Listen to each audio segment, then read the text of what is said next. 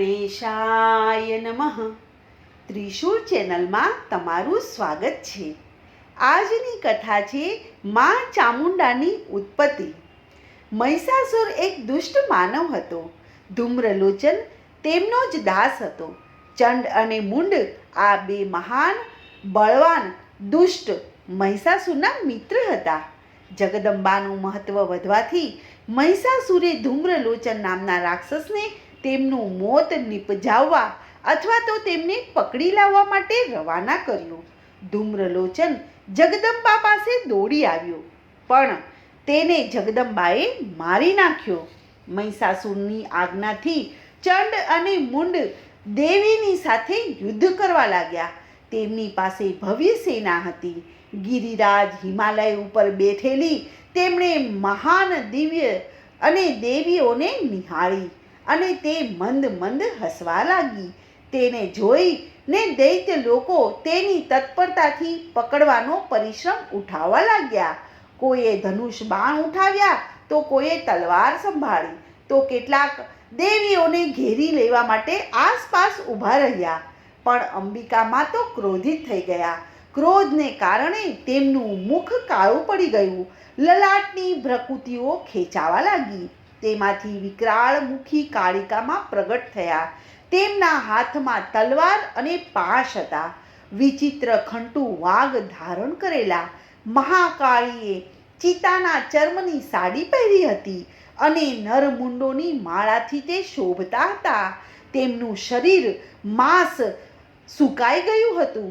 ફક્ત હાડપિંજર જ દેખાતું હતું.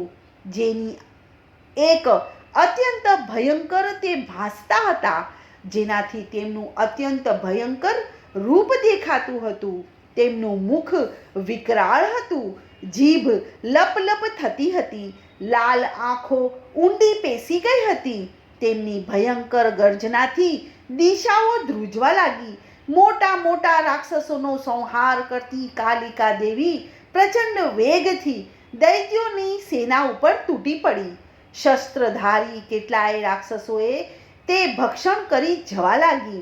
હાથી ઘોડા ઉપર સવાર થઈ અને લડી રહેલા રાક્ષસોને તે તાત્કાલિક ઓહિયા કરી નાખ્યા અને કોઈને પગ નીચે કચડી નાખ્યા, તો કોઈને છાતીમાં લાત મારી અને જમીન દોષ કરી દીધા.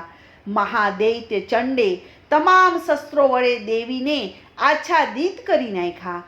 મહાદેવીએ ભયાનક અટ્ટહાસ્ય કર્યું અને દેવીએ તલવાર લઈ અને હનો ઉચ્ચાર કરી અને ચંડ પર પ્રહારનો ઘા કર્યો અને કેશ પકડી અને તેનું મસ્તક ધડથી ઉડાવી દીધું. ચંડ માર્યો ગયો અને તેથી મુંડ ક્રોધે ભરાયો અને તે દેવી તરફ ધસ્યો અને કાલીએ તેને પણ તલવારથી ઘાયલ કરી દીધો. ત્યારબાદ તેને નીચે પટકી અને હણી નાખ્યો.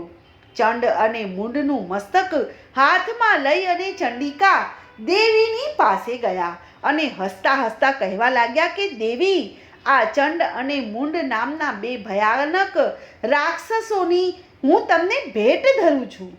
ત્યારે કલ્યાણમયી ચંડીએ મધુર વાણીમાં કાલિકા માને કહ્યું કે દેવી, ચંડ અને મુંડ જેવા ભયંકર અસુરોને તે હણી નાખ્યા છે. તેથી હું તારા ઉપર પ્રસન્ન થઈ છું. આજથી જગતમાં તું ચામુંડાના નામથી પ્રખ્યાત થઈશ. મહાન બે દૈત્યોને નાશ કરનાર મહાશક્તિ ચામુંડાના નામે આજે જગતમાં માં ચામુંડાના નામની ખ્યાતિ પામ્યા છે. તો મિત્રો, આજની કથા હું અહીં પૂર્ણ કરું છું. કાલે ફરીથી આવીશ એક નવા વિડીયો સાથે. ત્યાં સુધી બધાને મારા જય શ્રી કૃષ્ણ. ધન્યવાદ.